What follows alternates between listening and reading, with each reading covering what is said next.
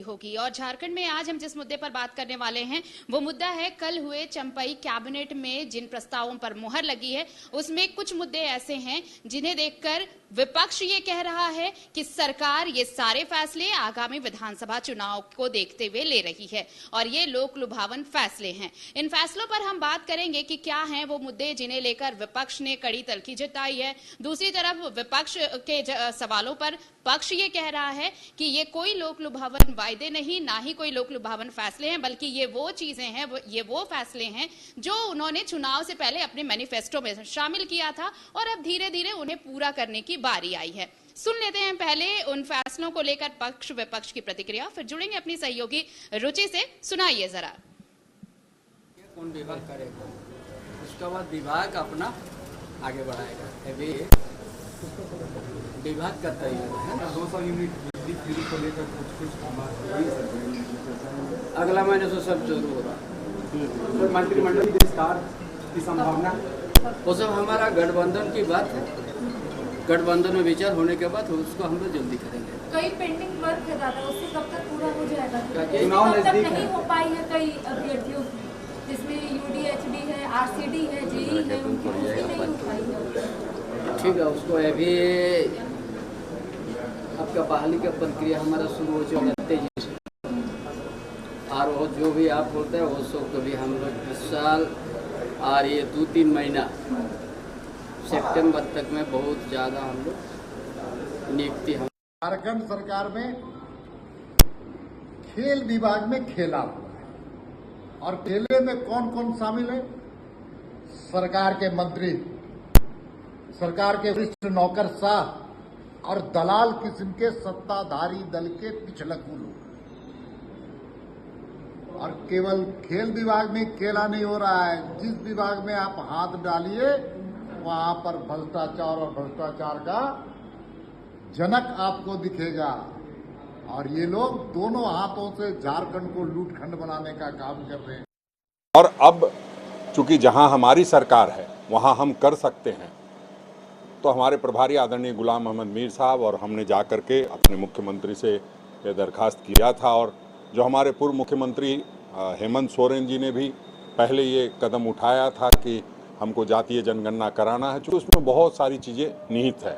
जो आरक्षण की हम बात करते हैं, जो हम सरना धर्म कोड की बात करते हैं, तो वो सारी चीज़ें इसके साथ इसमें निहित रहेंगी। तो वो हम लोग तो सुना आपने, पक्ष और विपक्ष सबके अपने अपने तर्क हैं। जुड़ते हैं अपनी सहयोगी रुचि से।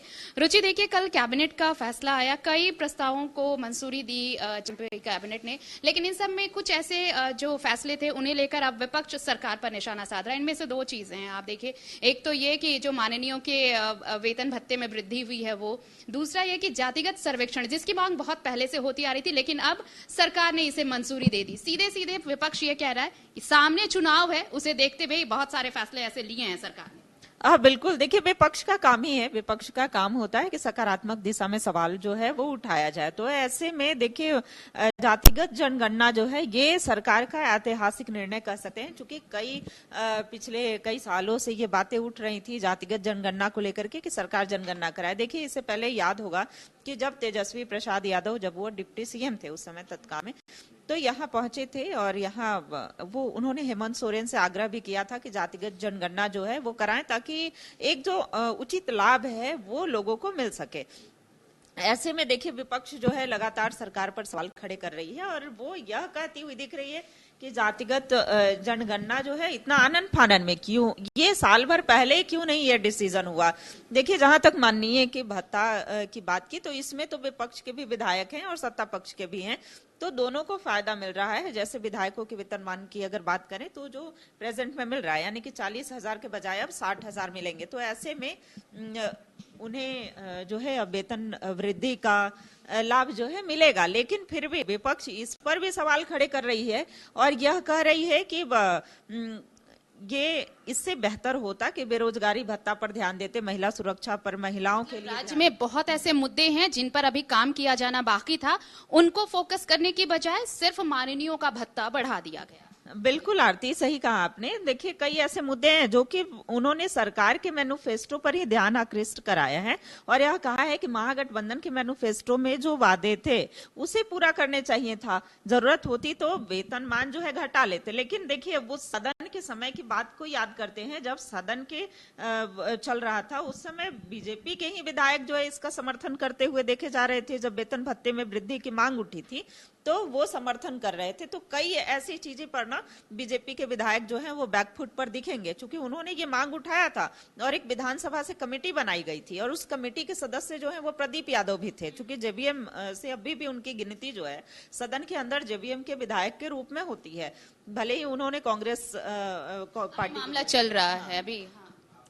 तो देखिए सरकार कई ऐसे निर्णय, देखिए अगर सत्ता पक्ष की बात करें या सत्तारूढ़ दलों की बात करें, सहयोगी दल की बात करें, तो वो इस निर्णय का स्वागत कर रही है और यह कह रही है कि ये पिछले कई वर्षों से मांग थी और बीजेपी इस पक्ष में नहीं थी। बीजेपी जातिगत जनगणना के पक्षधर कभी नहीं रही है, लेकिन हम जो निर्णय ले रहे हैं और आने वाले दिनों में चूंकि हमारे पास समय बहुत कम ही बचा है, देखिए 200 यूनिट बिजली फ्री की भी बात कर लेते हैं, क्योंकि कई ऐसे निर्णय हैं जो सरकार के द्वारा लिए गए हैं और आने वाले दिनों में चूंकि चुनाव भी है तो चुनाव में किन किन मुद्दों को लेकर के, जो किए गए कार्यों को लेकर के, इसीलिए तो बीजेपी ने कहा कि लॉलीपॉप थमाया जा रहा है। हाँ बिल्कुल, चुनाव से पहले जो है उन्होंने लॉलीपॉप की बात कही है, लेकिन सत्ता पक्ष हो या सहयोगी दल हो इस बात से सीधे तौर पर इनकार कर रही है कि ये लॉलीपॉप नहीं है। हालांकि बीजेपी का कहना है कि माल महाराज का और मिर्जा खेले होली वाला इस बातों पर तंज कसा है। लेकिन देखिए विधानसभा चुनाव में अब महागठबंधन जो है वो पूरी तैयारी में है कि हमें किन किन मुद्दों को लेकर के जाना है। इससे पहले याद होगा कि कैबिनेट से 1932 और ओबीसी आरक्षण का प्रस्ताव भी पास हुआ था, लेकिन वो है अधर में अटक कर रह गया। तो ऐसे में देखना होगा कि ये जो जातिगत जनगणना वाली बात है वो कितना आगे बढ़ पाता है, कितना आगे तक जा पाता है, इसमें सरकार कितना आगे।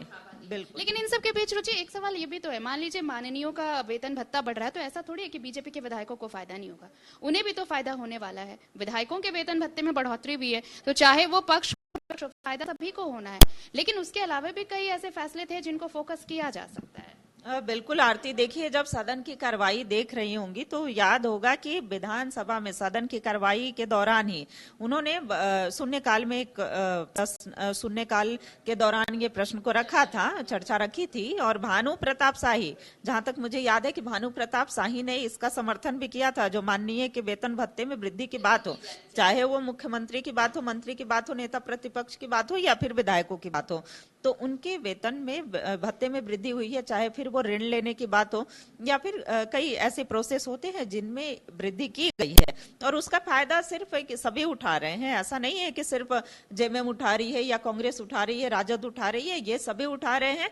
और ऐसे में जनप्रतिनिधि जो है अगर इस पर सवाल खड़े करते हैं, हालांकि पक्ष और विपक्ष तो सवाल खड़े करती, आरोप प्रत्यारोप तो चलता ही है, लेकिन सरकार जो है फिर से एक बड़ा दाव जो है वो खेली है। जातिगत जनगणना जो है वो सबसे बड़ा दाव खेला गया है। वहीं 200 यूनिट बिजली फ्री की जो बात कही गई है, चूंकि ग्रामीण क्षेत्रों में जो रूरल एरिया जो भी समझ सकते हैं रुचि की, देखिए जातीय जनगणना की बात हुई थी और अगर जातीय जनगणना की बात हुई, आप देखिए लोकसभा चुनाव में इसे एक मुद्दा बनाया गया था और जब ये मुद्दा बना, पार्टी का प्रदर्शन आपने देखा, इंडी गठबंधन का प्रदर्शन बेहतर रहा, बीजेपी का प्रदर्शन थोड़ा निराशाजनक रहा। लेकिन इन सब के बीच उन्हें यह लगता है महागठबंधन को कि ये मुद्दा हम विधानसभा चुनाव में भी लेके आए। शायद यही वजह है कि कैबिनेट 3 महीने बाद जब कैबिनेट की बैठक हुई, ये पहली बैठक, तो उसमें ये सबसे बड़ा फैसला लिया गया कि जातिगत सर्वेक्षण कराया जाएगा। यानी एक कहें आप कि ट्रम्प कार्ड खेला है चंपाई सरकार ने विधानसभा चुनाव के पहले। बिल्कुल ये ट्रम्प कार्ड कह सकते हैं। देखिए आने वाले दिनों में नगर निकाय चुनाव के बारे में भी सरकार सोच सकती है, लेकिन देखिए समय बहुत कम है।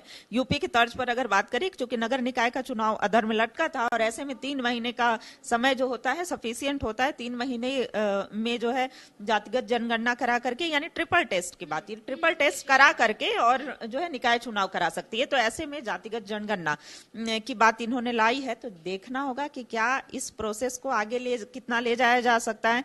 जातिगत जनगणना को लेकर के चूंकि सरकार ने खेल दिया है। और ये भी है रुचि, देखिए दिल्ली में जो बीजेपी की बैठक हुई, आप लोग को पता है 2 दिन हुए हैं, दिल्ली में बैठक हुई बीजेपी की, झारखंड के नेताओं को खासकर ये कहा गया, एक ब्लूप्रिंट दिया गया है कि कैसे काम करना है। और इस पर जो चीजें सामने आ पाई हैं अंदर खाने से, वो ये कि यहाँ पर जातियों को साधने की कोशिश कैसे होगी। अगर आदिवासी बहुल इलाके में पार्टी कमजोर पड़ी है तो जो बाकी जातियां हैं वो 40% के आसपास बताई जाती हैं, तो उसमें से कितनों को पार्टी अपने हिस्से में ला सकती है। यानी वहां पर भी इस चीज पर फोकस किया गया है। अंदेशा था कि चंपई सरकार यह फैसला ले सकती है, तो बीजेपी यानी विपक्ष कैसे इसकी तैयारियां करेगा, इस पर पहले ही चर्चा हुई है। बिल्कुल बिल्कुल आपने सही कहा। देखिए जातिगत समीकरण बहुत मायने रखता है किसी भी चुनाव के लिए, और खास करके बिहार, यूपी और झारखंड की बात की जाए तो जातिगत सर्वेक्षण जो है वो मैटर करता है, जातिगत समीकरण मैटर करता है। इसमें ओबीसी की संख्या भी जो है वो यहाँ अत्यधिक है। एससी की बात करें या फिर एसटी की बात करें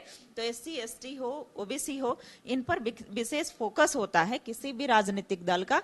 तो इस बार बीजेपी भी कोई कोर कसर नहीं छोड़ना चाहती है कि कैसे उनको साधा जाए, और लगातार यही वजह रही है कि ओबीसी के मुद्दे को लेकर के हो। देखिए कई बार कांग्रेस ने भी ओबीसी के मुद्दे को उठाया है, और ये सीधा जो गेंद है वो केंद्र पर फेंका जा रहा है कि हमने तो ओबीसी आरक्षण जो है वो लागू कर दिया, केंद्र के पास भेजा है, लेकिन वो केंद्र नहीं चाहती है कि ओबीसी को 27% आरक्षण जो है वो मिले। चूंकि रघुवर सरकार के कार्यकाल को याद करते हुए कहा कि उन्होंने आरक्षण को कम करने का कार्य किया था, लेकिन अब देखिए ये कितना बीजेपी जो है इसको फेस कर पाती है, बीजेपी माइलेज कितना ले पाती है। लेकिन बीजेपी ये पूरा प्रयास करेगी कि जातिगत समीकरण को देखते हुए इस बार किस तरीके की स्ट्रेटेजी तैयार की जाए, रणनीति तैयार की जाए, ताकि हम मजबूत स्थिति में हो सकें। अब धन्यवाद रुचि बातचीत के लिए आपका। तो देखिए जातिगत सर्वेक्षण की जो बात आई कैबिनेट में, उसे लेकर पहले से ही बीजेपी अपनी तैयारियों में जुट गई है, लेकिन इस मुद्दे का फायदा लोकसभा चुनाव में कमोबेश इंडी गठबंधन को मिला है, इससे इनकार नहीं किया जा सकता। लेकिन क्या विधानसभा चुनाव में ये मुद्दा बीजेपी के लिए और नुकसान का सौदा होगा या फिर इंडी गठबंधन को बहुत ज्यादा माइलेज देगा, ये तो आने वाला वक्त बताएगा। अभी 2 से 3 महीने का और इंतजार करना होगा, जब वोटिंग होगी, चुनाव होंगे, और उसके बाद जब नतीजे आएंगे उसके बाद ये साफ हो पाएगा कि इस मुद्दे का फायदा किसे मिलता है और नुकसान किसे उठाना पड़ता है। फिलहाल न्यूज रूम में आज मेरे साथ इतना ही। बिहार झारखंड की खबरों के लिए बने रहिए कशिश न्यूज के साथ। नमस्कार।